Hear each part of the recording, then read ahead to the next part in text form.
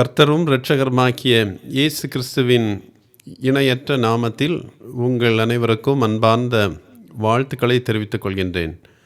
இன்று திருமறை ஆய்விற்காக நாம் தலைவணங்கி வேண்டுதல் செய்வோம். உம்முடைய பிள்ளைகளாக வாழும்படி பல்வேறு வாய்ப்புகளை எங்களுக்கு தருகின்ற எங்கள் அன்பின் ஆண்டவரே, பிலடெல்பியா திருச்சபைக்கு நீர் சொல்கின்ற செய்தியினூடாக இந்த நாளிலும் நாங்கள் சிந்திக்க வந்திருக்கிற பொழுது உம்முடைய பேரருளை தந்து உம்முடைய வார்த்தைகளில் நிலை நின்று வளர கர்த்தர் எங்களுக்கு துணை செய்ய வேண்டும் என்று இயேசு கிறிஸ்துவின் திருப்பெயரில் கேட்கிறோம் சுவாமி. ஆமேன். இந்த நாளின் சிந்தனைக்காக 2 வசனங்களை வாசிக்கின்றேன். அது வெளிப்படுத்தல் 3ஆம் அதிகாரம் 9ஆம் வசனம். இதோ யூதர் அல்லாதிருந்தும் தங்களை யூதர் என்று பொய் சொல்கிறவர்களாகிய சாத்தானுடைய கூட்டத்தாரில் சிலரை உனக்கு கொடுப்பேன். இது பிலதெல்பியா திருச்சபைக்கு ஆவியானவர் கூறுகின்ற செய்தி. இதை போன்றதொரு வசனம் வெளிப்படுத்தல் 2ஆம் அதிகாரம் 9ஆம் வசனத்திலும் வருகின்றது.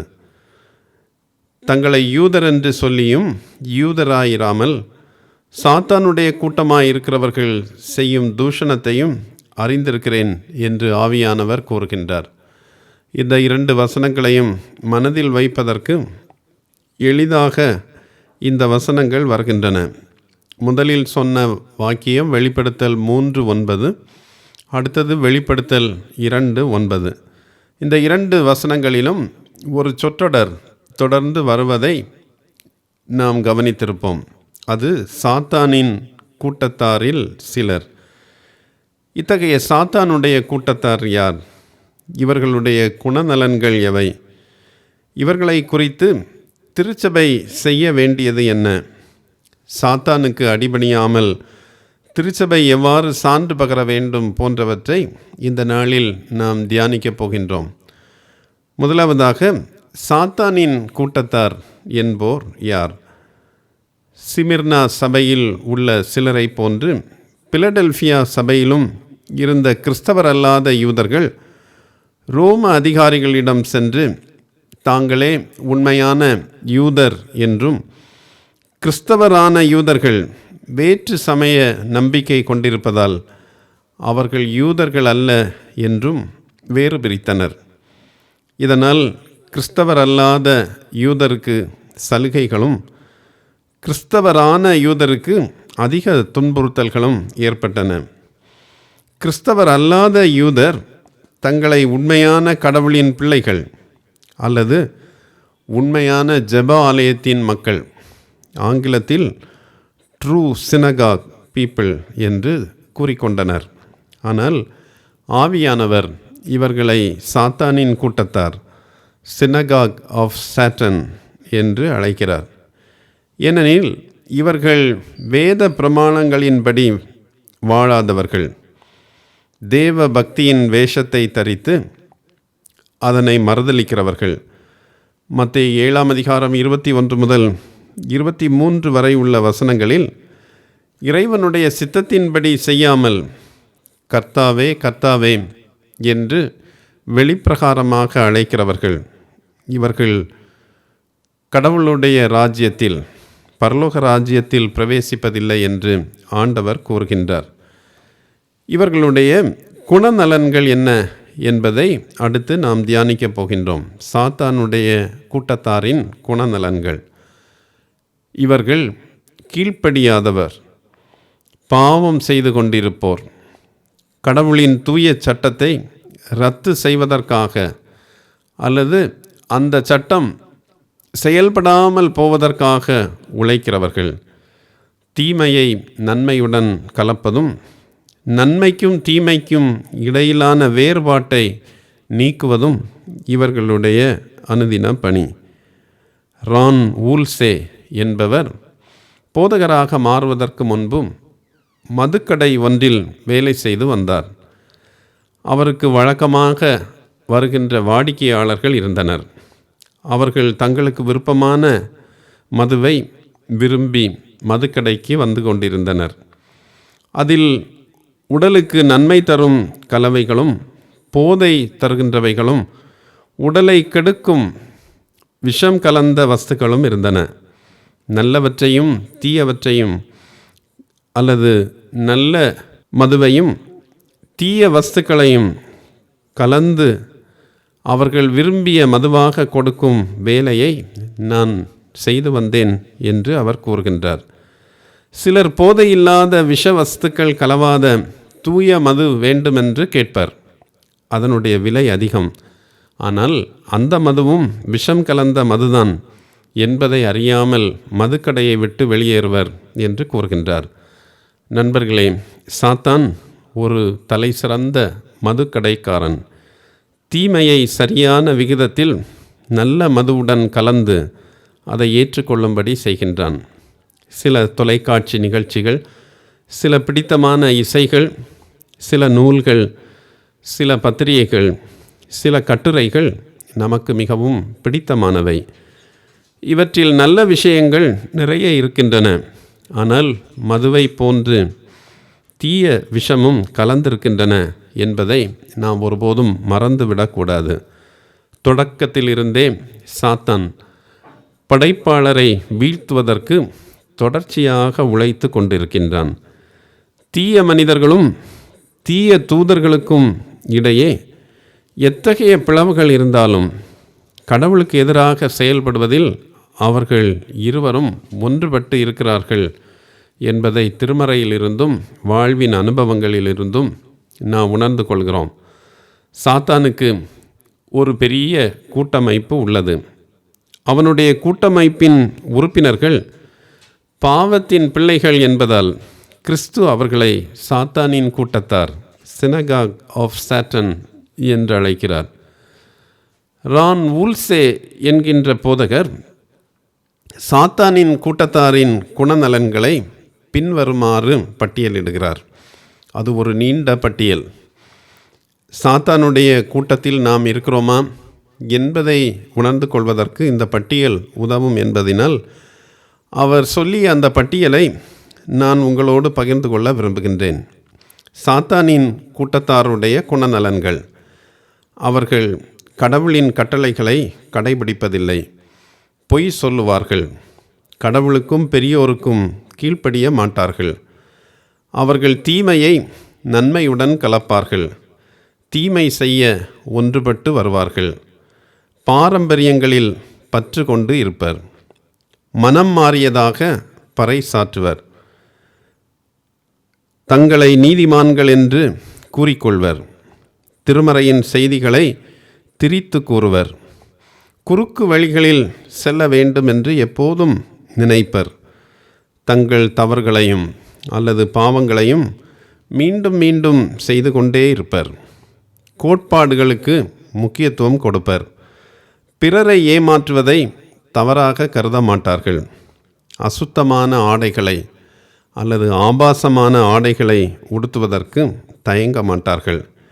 மேற்கூறிய சாத்தானின் கூட்டத்தாரின் காரியங்களில் எவையேனும் நம்மிடம் இருக்குமாயின் அவைகளை விடுத்து ஜெப ஆலய மக்களாக, சில்ட்ரன் ஆஃப் ட்ரூ சினகாக் ஆக வாழ ஆண்டவர் நம்மை அழைக்கின்றார். அடுத்ததாக, சாத்தானின் கூட்டத்தாருக்கு திருச்சபை செய்ய வேண்டியது என்ன என்பதையும் 9ஆம் வசனத்தில் நாம் படிக்கின்றோம். வீழ்ச்சியடைந்த மனுக்குலம் அல்லது சாத்தானின் கூட்டத்தார் மீட்பு பெறும்படி திருச்சபை மக்கள் அல்லது விசுவாசிகள் அல்லது சில்ட்ரன் ஆஃப் ட்ரூ சினகாக் என்போர் உழைக்க வேண்டும் என கடவுள் விரும்புகின்றார். 3ஆம் அதிகாரம் 9ஆம் வசனத்தை பாருங்கள். அதனுடைய நடுப்பகுதியை நான் வாசிக்கின்றேன். இதோ, அவர்கள் உன் பாதங்களுக்கு முன்பாக வந்து பணிந்து என்று ஆவியானவர் கூறுகின்றார். சாத்தானின் கூட்டத்தார் பிலதெல்பியா சபையில் வந்து கடவுளின் பாதத்தில் வீழ்ந்து வணங்கும்படி அவர்களை மனம் மாற்றுவது திருச்சபையின் பணி என்று ஆவியானவர் இந்த வாக்கியத்தின் மூலமாக கூறுகிறார். கடவுளை வணங்குவது அல்லது வழிபடுவது மட்டும் திருச்சபையின் பணி அல்ல, மாறாக கடவுளுக்கு விரோதமாக சாத்தானின் கூட்டத்தாராக வாழ்வோரையும் திருப்புவது, மனம் மாற்றுவது திருச்சபையின் பணி என்று இந்த வாக்கியம் நமக்கு விளக்குகின்றது. கிபி 404 ஆண்டில் டெலிமாக்கஸ் என்கின்ற கத்தோலிக்க துறவி ரோம நகரத்திற்கு புனித பயணமாக சென்றார். ரோமில் அவர் சென்ற பொழுது இன்ப கேளிக்கை அல்லது கிளாடியட்டோரியல் கேம் என்கின்ற விளையாட்டு நடைபெற்று கொண்டிருந்தது. இந்த கூட்டத்தாரிடையே மிகுந்த ஆரவாரமும் மகிழ்ச்சியும் இருந்ததினால் மக்கள் எதற்காக இங்கே கூடியிருக்கிறார்கள், ஏன் ஆரவாரம் செய்கிறார்கள் என்பதை அறிவதற்காக புனிதரான டெலிமாக்கஸ் விரும்பினார். ஆகவே அவரும் அந்த அரங்கத்தின் அருகே சென்று அங்கே என்ன நடக்கிறது என்று பார்த்தார். அவருக்கு மிகுந்த அதிர்ச்சியான ஒரு காட்சி அங்கே இருந்தது. அங்கே 2 மனிதர்கள் அந்த அரங்கத்தின் நடுவே இருந்த அந்த மைதானத்தில் வாள்களால் ஒருவரை ஒருவர் எதிரெதிராக நின்று வெட்டி இரத்தம் சிந்தி கொண்டிருக்கின்றார்கள். அதை பார்த்து அதிர்ச்சி அடைந்த இந்த டெலிமாக்கஸ் ஓடி சென்றார். கூட்டத்தினர் கைதட்டி ஆரவாரம் செய்கின்ற பொழுது இந்த டெலிமாக்கஸ் மனிதர் ஒருவரை ஒருவர் வெட்டி இரத்தம் சிந்துவதை சகிக்க கூடாமல் ஓடி சென்று அவர்கள் நடுவே நின்று ஒருவரை ஒருவர் வாளால் தாக்கி, ஏன் நீங்கள் கடவுளின் கருணையை இழக்கிறீர்கள் என்று சத்தமிட்டார். உடனே அரங்கத்திலிருந்து மறுபதில் வந்தது, this is no place for preaching. இங்கே அருளுரை செய்வதற்கான இடமில்லை. The old custom of Rome must be absurd. ரோமினுடைய பாரம்பரியம், பழக்க வழக்கம் இங்கே தொடர்ந்து நடைபெற வேண்டும், அதை தடுக்கக்கூடாது என்று சத்தமிட்டார்கள். இந்த நேரத்தில் வாளால் வெட்டி கொண்டிருந்த ஒருவன் அவரை குத்தி அவர் அந்த அரங்கத்தில் இரத்த சாட்சியாக இறந்தார்.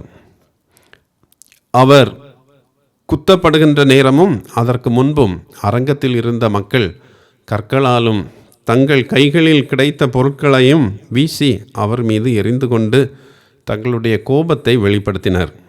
ஆனால் துறவியின் ஆடையில் ஒருவர் அந்த கேளிக்கை அரங்கில் இரத்த சாட்சியாக மரித்து கிடந்தது ரோமானியரை சிந்திக்க வைத்தது. அவர் யார் என்று வினவினர். அப்போதுதான் அவர்களுக்கு தெரிந்தது, ஆசியாவின் காடுகளில் ரோமுக்கு புனித பயணம் வந்த ஒரு புனிதர். அவர் கிறிஸ்மஸ் கொண்டாடுவதற்காக ரோமுக்கு வந்தார் என்றும் அவர் மிகவும் புனிதர் என்பதையும் ரோம் நகர மக்கள் அறிந்தனர். அவரது தியாகம் ரோம அரசை அசைத்தது. கேளிக்கை அரங்கில் மனிதர் ஒருவரை ஒருவர் வெட்டி வீழ்த்துவது டெலிமாக்கஸினுடைய இரத்த சாட்சியினால் நிறுத்தப்பட்டது. டெலிமாக்கஸ் போன்று சாத்தானின் கூட்டத்தாரை கடவுளை வழிபடுவோராக மாற்றுவது திருச்சபையின் பணியாகும். அந்த பணியை செய்ய விசுவாசிகளாகிய நம்மை ஆண்டவர் அழைக்கிறார். நாம் இரத்த சாட்சியாக இறந்து சாத்தானின் கூட்டத்தாரை திருப்ப வேண்டும் என்பது அல்ல. அத்தகைய ஒரு சூழல் வருகிற பொழுது நாம் அதை செய்கின்ற அர்ப்பணத்தை பெற்றிருந்தால் நாம் அதை செய்யலாம். ஆயினும் சாத்தானின் கூட்டத்தாராக வாழ்கின்றவர்களை மனம் மாற்ற வேண்டும் என்கின்ற பாரம், தாகம் விசுவாசிகளாகி நமக்கு வேண்டும் என்பதை இந்த பகுதி நமக்கு சொல்கின்றது.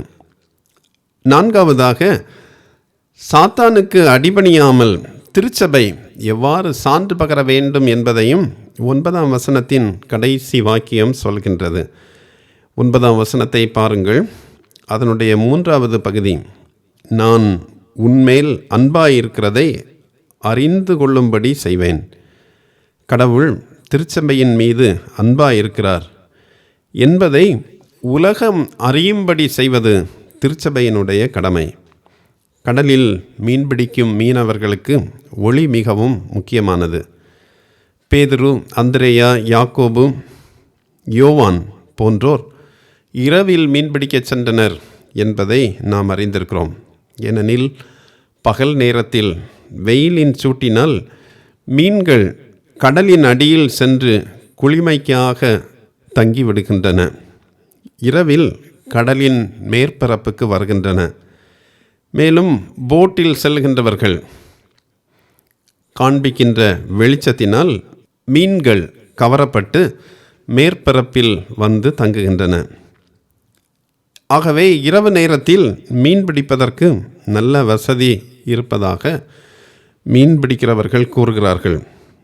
இயற்கையாக இந்த நிகழ்வு நடைபெறுவதாயினும் இரவு முழுவதும் மீன்கள் ஒன்றும் கிடைக்காத பொழுது உலகின் ஒளியான இயேசு கரையில் நின்ற பொழுது சீடர்களுக்கு கவர்ச்சிகரமாக தோன்றினார். நான் சிறுவனாக இருக்கிற பொழுது ஒரு முறை இரவு 12 மணிக்கு ஆர்கன் பயிற்சி செய்து கொண்டிருந்தேன்.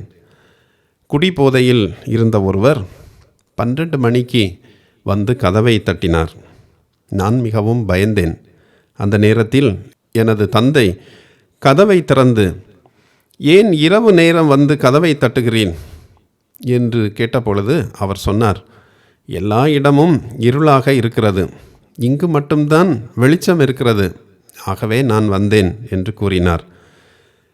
நம்மை சுற்றி எல்லா இடமும் இருளாக இருக்கும்போது அதன் நடுவில் அமைந்திருக்கும் விசுவாசிகளாகிய திருச்சபையினராகிய நாம் ஒளியாக இருக்க வேண்டும் என ஆண்டவர் திருச்சபையை எதிர்பார்க்கிறார்.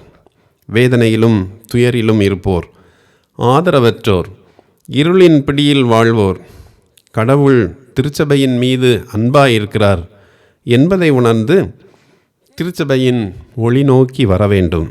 பிலதெல்பியா திருச்சபை இத்தகைய சான்று பகரும் நிலையை அடையும் என ஆவியானவர் அதற்கு வாக்கு கொடுக்கின்றார். நாமும் நமது திருச்சபையும் சான்று பகரும் திருச்சபையாக விளங்கும் என ஆவியானவர் வாக்கு தருகிறார். அந்த வாக்கு பலிக்கத்தக்கதாக நம்முடைய வாழ்வில் ஆண்டவருடைய மக்களாக வாழும்படி அவர் அழைக்கிறார். சாத்தானுடைய கூட்டத்தார் யார் என்பது குறித்தும் அவனுடைய குணநலன்கள் குறித்தும் இன்று நாம் கற்றுக்கொண்டோம்.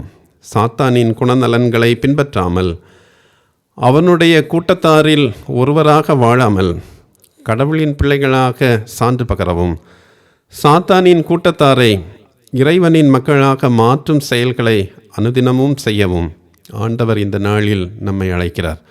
ஜெபிப்போம்.